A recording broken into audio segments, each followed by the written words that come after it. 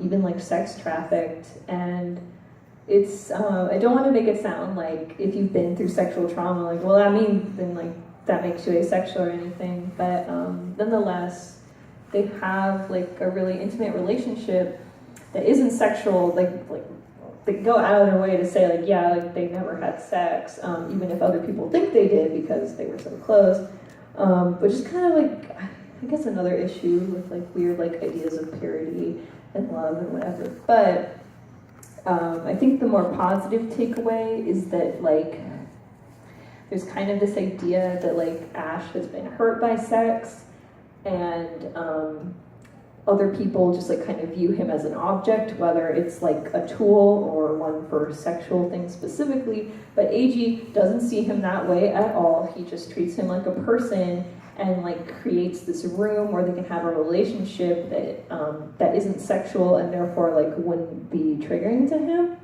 And I think that's really interesting and powerful and great. Yeah. Okay. This is another one contributed by my friend, Rose and Maiden, and Jun and Shinku specifically.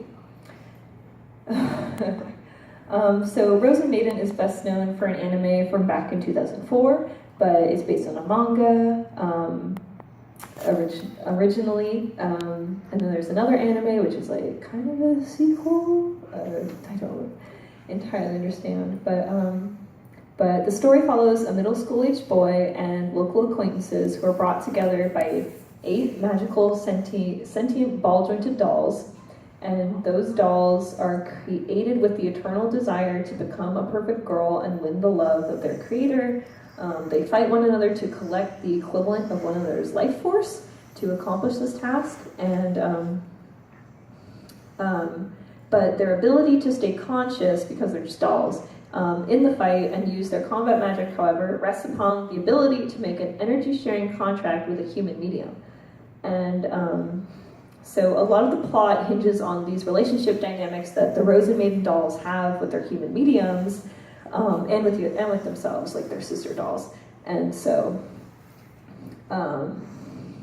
so Jin and Shinku's personalities are really at odds.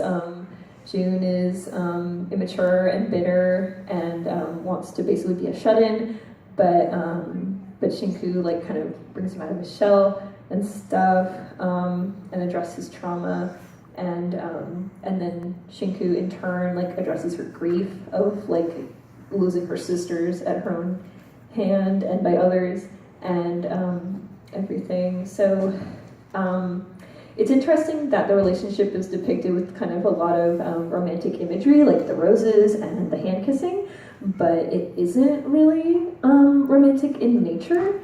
And there's one thing. And there's even like a spin-off, or another timeline of Rose and Maiden where Jun is a young college-aged man, and they go out of their way to show that like even in that situation their relationship is not romantic. Like, so it's not just because he's a child that their relationship isn't romantic or sexual. It's just that that's how it is. So that's like a really interesting example of a really deep, important platonic relationship. Yeah. Okay. And the last example, also from my friend, I'll try to make sense of it because I know there's time travel involved. So yeah, Steins Gate is an anime. It's also based on a visual novel. And Steins Gate chronicles the mild misadventures of a group of young adult friends who build like a strange time machine, and when one of their joke inventions actually works, it creates this functional time machine, but due to the way they constructed it and how they hacked the system to create it of like a large science research organization, by using the machine, they changed various aspects of their own past, and they've created a future in which their time machine is converted into a weapon used by other scientists just to enslave humanity. So, and one of the effects of the time machine, messing with the timeline is that in every timeline, his childhood friend, Mayuri, dies somehow along the same lines. And so they're really close, they're childhood friends, they have a lot of background, and he's really upset by her death every time, understandably. But so it's interesting that he also, from what I understand, repeatedly goes back in time to try to save her, which, like, in my experience is usually like a really romantic trope of, like, I wish I had a good example, like in Madoka Magica or Devilman, or Evangelion, like the time looping to like save your romantic loved one.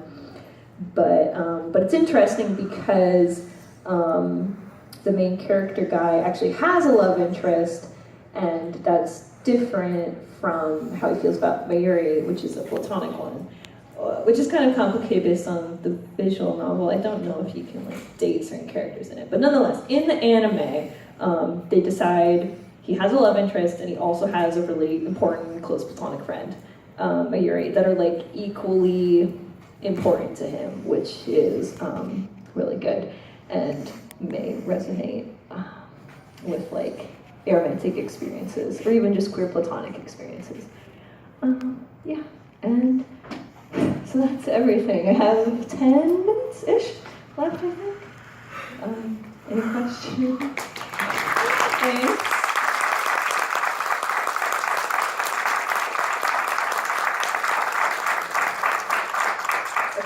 Okay.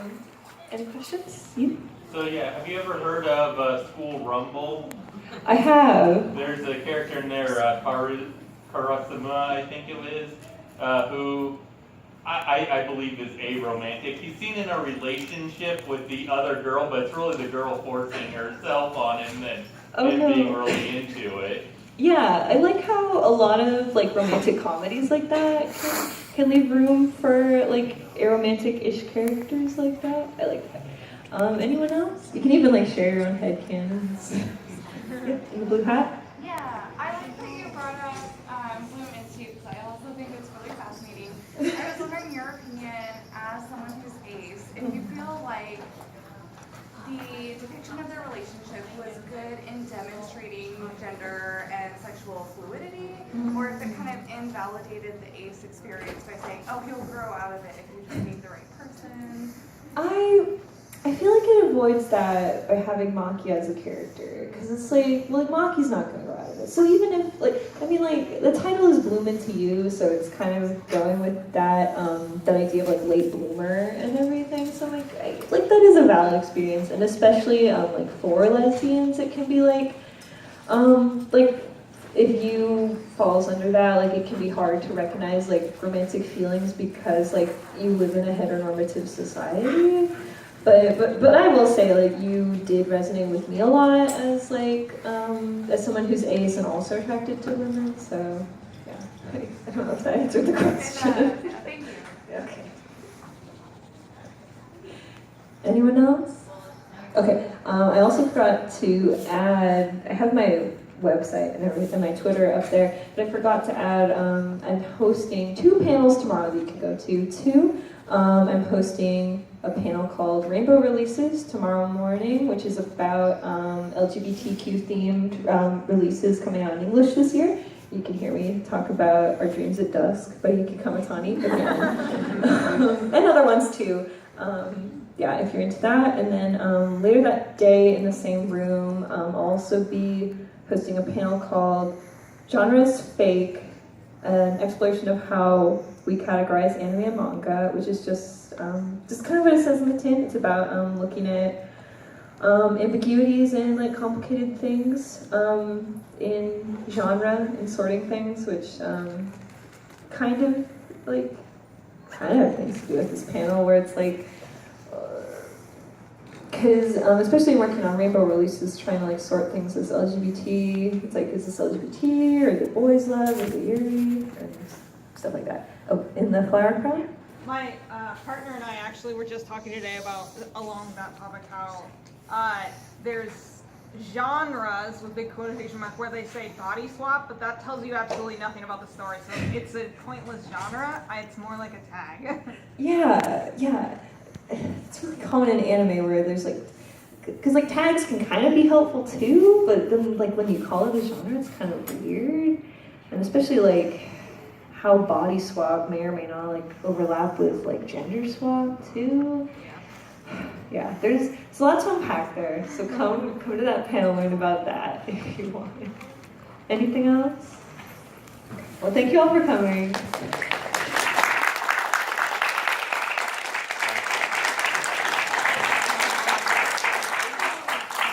I'm so glad my laptop lasted. I didn't have a charger.